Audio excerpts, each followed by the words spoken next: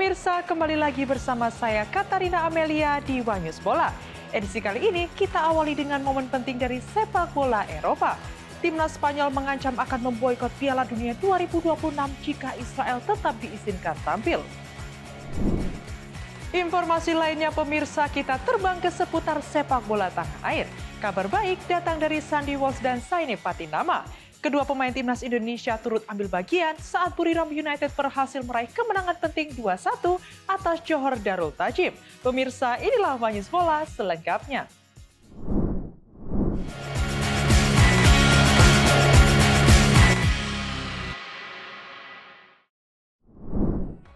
Erick Thohir resmi dilantik Presiden Prabowo sebagai Menpora.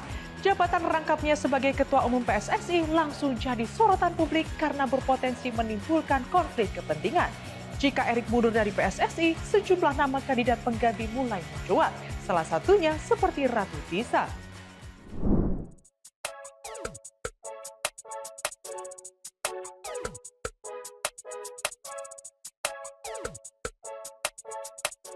Erick Thohir resmi dilantik Presiden Prabowo Subianto sebagai Menteri Pemuda dan Olahraga atau Menpora di Istana Merdeka, Jakarta pada Rabu 17 September 2025. Pelantikan ini dilakukan berdasarkan keputusan Presiden RI nomor 96P tahun 2025. Erick Thohir langsung dihadapkan pada agenda besar olahraga nasional. Dalam waktu dekat, Indonesia akan berpartisipasi di SEA Games 2025 yang digelar akhir tahun ini. Selanjutnya, ada Asian Games 2026, serta target ambisius pemerintah untuk mengirimkan 100 atlet terbaik tanah air ke Olimpiade 2028 di Los Angeles. Namun, publik ini menyoroti jabatan rangkap Erick Thohir. Selain menjabat Menpora, Erick masih memegang kursi Ketua Umum PSSI. Kondisi ini menimbulkan kekhawatiran adanya potensi konflik kepentingan, mengingat Menpora memiliki kewenangan dalam kebijakan olahraga nasional. Sementara PSSI merupakan induk organisasi sepak bola yang juga mendapat dukungan langsung dari pemerintah.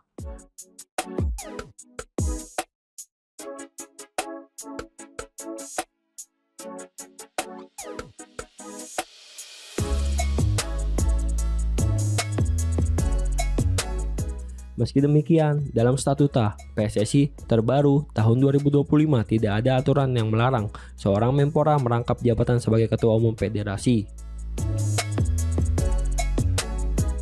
Kendati begitu, spekulasi tetap muncul apakah Erick akan tetap bertahan sebagai Ketua Umum PSSI atau melepas jabatannya demi fokus pada tugas negara.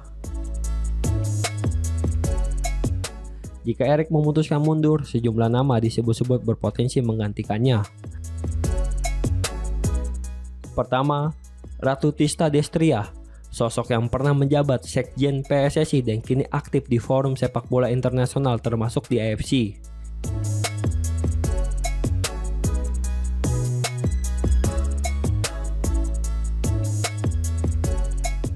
Kedua, Yunus Nusi yang saat ini menjabat Sekjen PSSI. Ia dikenal berpengalaman dalam birokrasi sepak bola nasional serta memiliki hubungan baik dengan banyak asprop dan klub.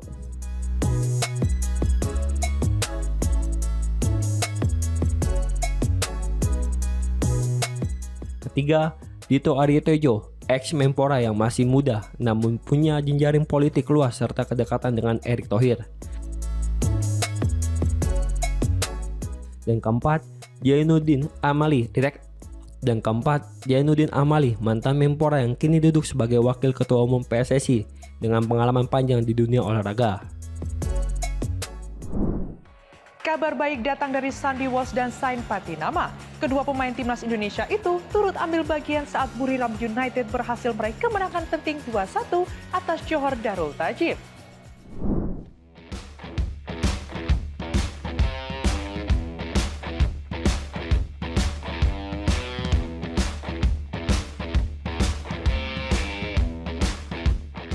Buriram United berhasil meraih kemenangan penting 2-1 atas Johor Darul Tajim. dalam laga perdana grup Liga Champions Asia League Elite di Stadion Chang Arena Selasa 16 September.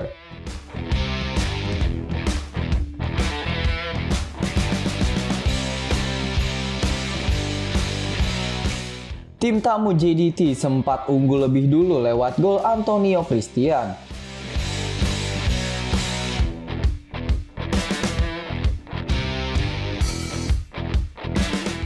Namun keunggulan tersebut tak bertahan lama setelah Supahanat Muentra mencetak gol penyeimbang pada menit ke-50.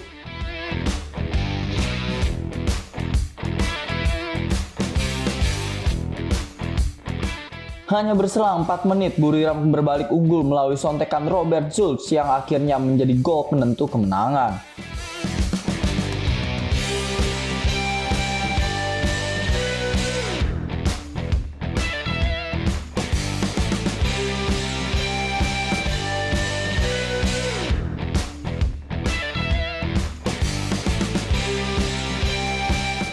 Dalam laga ini, dua pemain keturunan Indonesia, Sain Patinama dan Sandy Walsh turut ambil bagian.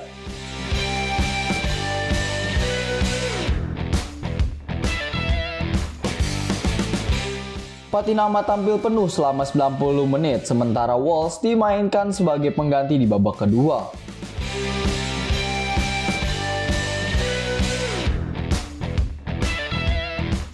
Kemenangan ini menjadi modal berharga bagi Buriram United untuk melanjutkan kiprah mereka di kompetisi antar klub terbesar di Asia.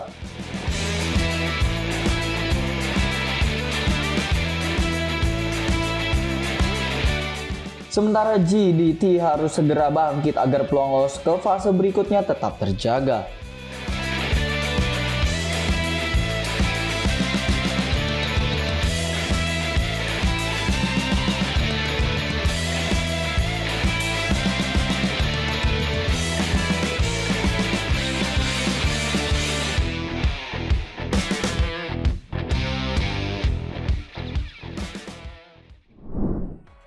Pelatih Irak Graham Arnold mulai tancap gas jelang duel krusial kualifikasi Piala Dunia 2026 melawan timnas Indonesia dan Arab Saudi. Kurang dari sebulan sebelum laga, Arnold sudah memantau pemain dan bersiap mengumumkan skuad andalan Singa Mesopotamia.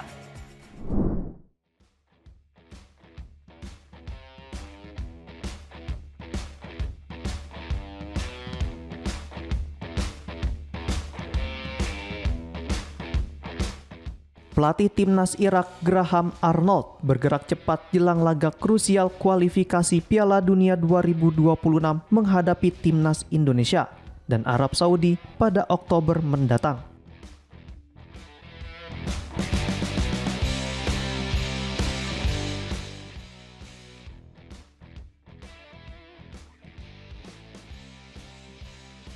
Irak dijadwalkan bertemu Indonesia pada 11 Oktober 2025. Lalu menghadapi Arab Saudi 3 hari berselang di fase keempat kualifikasi.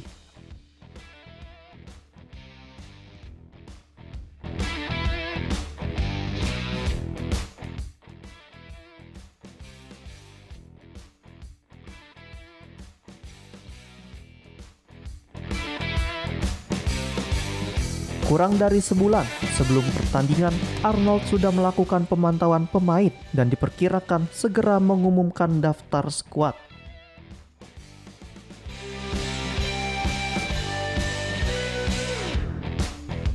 Menurut media lokal Irak, sebagian besar pemain yang tampil di ajang Kings Cup pada FIFA Matchday September 2025 kemungkinan besar akan kembali dipanggil.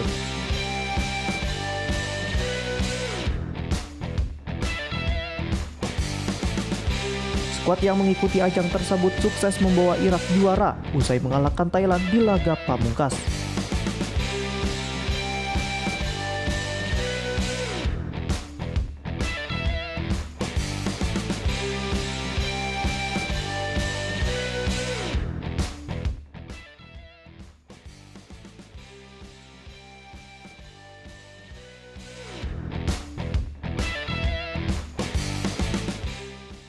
Sementara itu, Irak sendiri diprediksi tidak akan menggelar laga uji coba tambahan sebelum menghadapi Indonesia.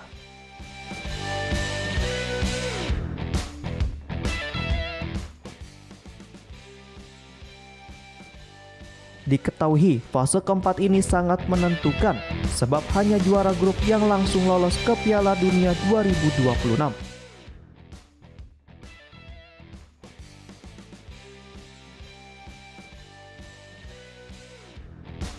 Sementara itu, tim runner-up harus melanjutkan perjuangan ke babak kelima dan menghadapi perwakilan dari konfederasi lain untuk memperebutkan tiket.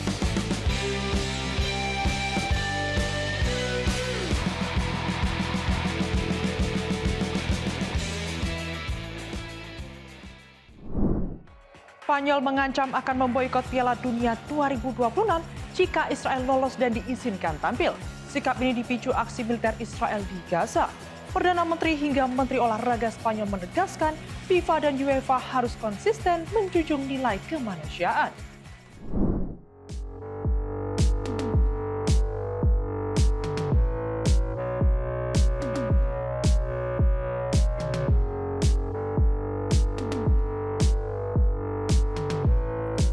Piala Dunia 2026 memang belum resmi digelar. Namun tensi politik sudah lebih dulu menyelimuti ajang terbesar sepak bola dunia itu. Spanyol, salah satu tim favorit juara, melontarkan ancaman serius tidak akan ikut serta bila Israel tetap diberi izin tampil. Sikap tegas ini tak lepas dari meningkatnya tekanan internasional terhadap aksi militer Israel di Gaza. Pemerintah Spanyol menilai Israel seharusnya mendapat sanksi serupa dengan Rusia, yang sebelumnya dilarang tampil di ajang FIFA dan UEFA setelah invasi ke Ukraina pada 2022. Ancaman boikot tersebut langsung menyita perhatian publik internasional, mengingat Piala Dunia 2026 akan digelar pertama kali di 3 negara sekaligus, yakni Kanada, Meksiko, dan Amerika Serikat. Padahal secara performa, La Furia Roja berada di jalur positif menuju turnamen setelah tampil impresif di fase kualifikasi.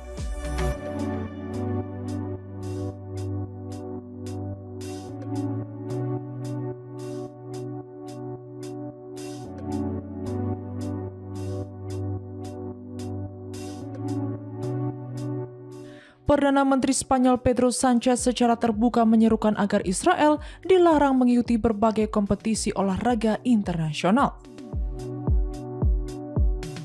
Ia menilai FIFA dan UEFA harus konsisten dengan kebijakan yang pernah mereka terapkan terhadap Rusia. Isyarat serupa juga datang dari juru bicara kelompok sosialis di Kongres Spanyol, Patxi López. Ia menegaskan pemerintah tidak menutup kemungkinan menarik timnas Spanyol dari Piala Dunia 2026 bila Israel tetap diberi tempat. Menteri Olahraga Spanyol Pilar Alegria ikut menegaskan bahwa dunia olahraga tidak bisa menutup mata terhadap realitas yang sedang terjadi.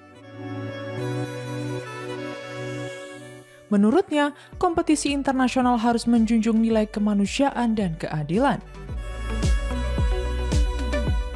Meskipun kini tengah memimpin grup E di kualifikasi Piala Dunia 2026, timnas Spanyol memiliki kemungkinan tidak akan berlaga di turnamen 4 tahunan tersebut. Hal tersebut terjadi karena Spanyol tengah mempertimbangkan untuk mundur dari turnamen apabila Israel berhasil lolos ke Piala Dunia 2026. Pelatih timnas Brasil Carlo Ancelotti memperingatkan Neymar bahwa posisinya di Piala Dunia tidak otomatis aman. Kebugaran fisik menjadi syarat utama dan sang bintang harus menyesuaikan peran baru di skuad tim Samba.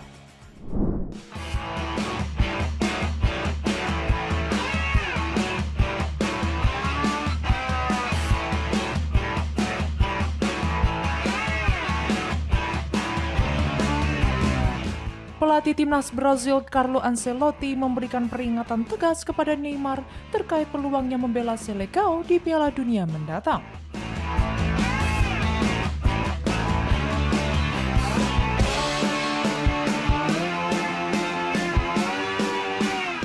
Juru taktik asal Italia itu menegaskan bintang Santos tersebut tidak otomatis mendapat tempat di skuad utama.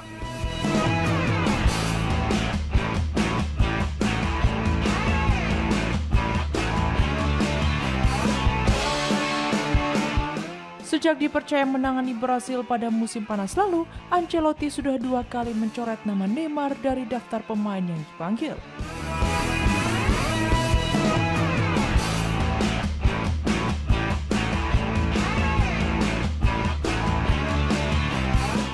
Alasan utamanya adalah faktor kebugaran fisik sang penyerang yang dianggap belum memenuhi standar tinggi yang ditetapkan pelatih.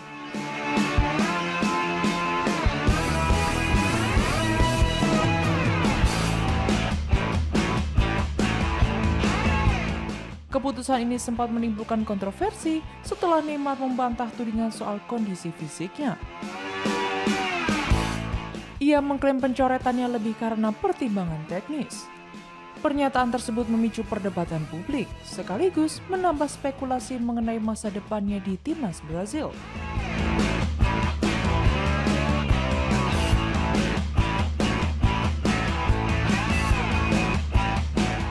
Dalam wawancara bersama ESPN, Ancelotti kemudian meluruskan bahwa kualitas teknis Neymar sama sekali tidak diragukan.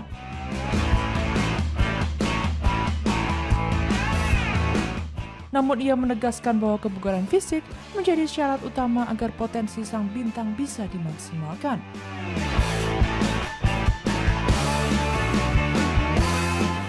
Selain itu, Ancelotti mengungkapkan bahwa dirinya telah menyiapkan peran baru bagi Neymar bila kembali dipanggil.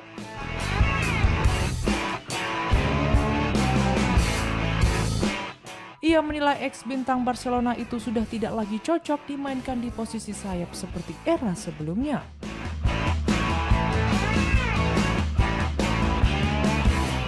Bagi Neymar yang kini berusia 33 tahun, ultimatum tersebut menjadi tantangan besar.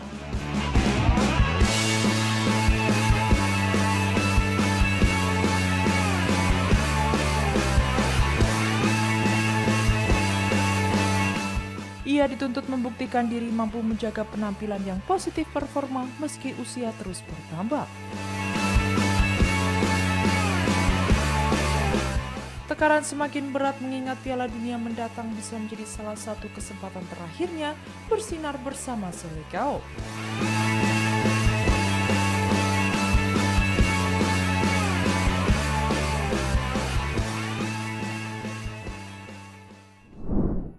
Kita hijrah ke olahraga voli.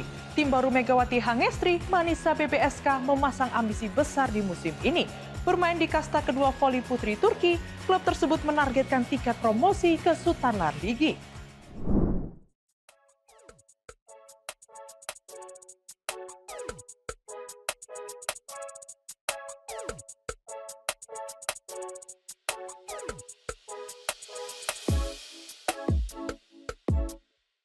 Tim baru Megawati Hangestri, Manisa BBSK memasang target tinggi di ajang kasta kedua voli putri Turki.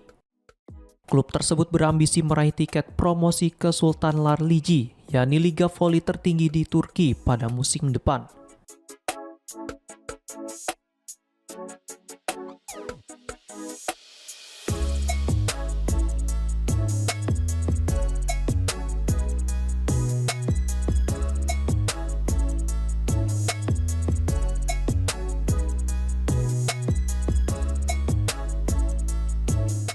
Untuk mewujudkan misi tersebut, Manisa BBSK merekrut sejumlah pemain berpengalaman, termasuk Megawati Hangestri yang tampil gemilang selama 2 musim di Liga Voli Korea.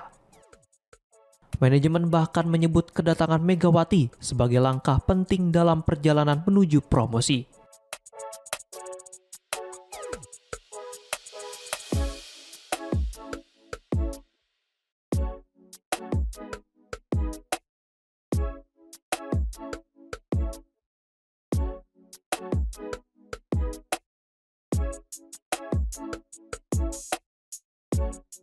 Sementara itu, ambisi besar Manisa BBSK juga didukung suntikan dana segar dari sponsor baru, Vestel, yang resmi menjadi sponsor utama musim ini.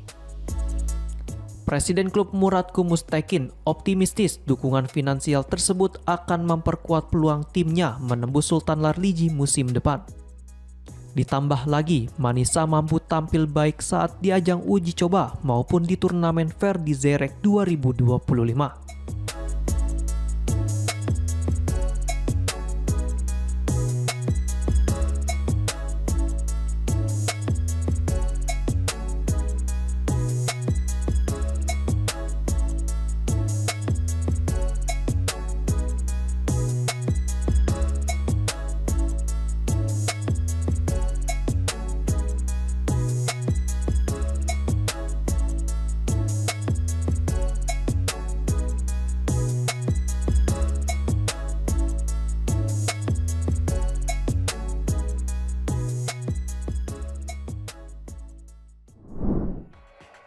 Demikian informasi yang dapat kami sampaikan pemirsa. Terima kasih telah bergabung bersama kami.